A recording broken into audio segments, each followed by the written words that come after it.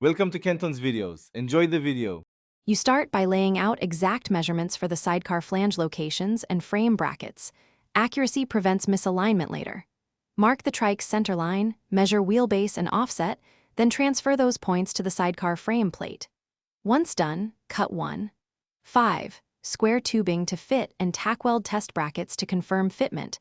This lets you correct geometry before final welding. Make sure to clamp the assembly to the chassis while checking vertical and lateral plumb to ensure predictable handling.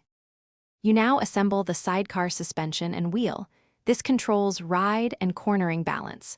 Weld the trailing arm and reinforce it with gussets, then press-fit sealed bearings into the pivot to ensure smooth travel.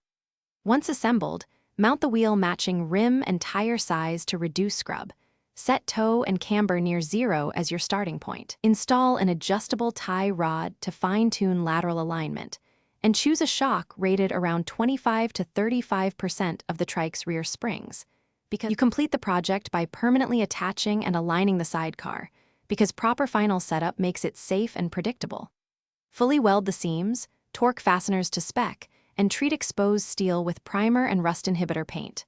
Once done, set toe in roughly 3/16 to 1/4 inch toward the trike and match ride height for neutral handling.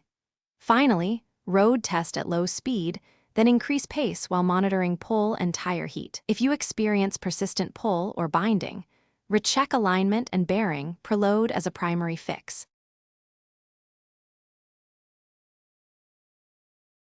Thanks for watching. Consider subscribing if we helped you.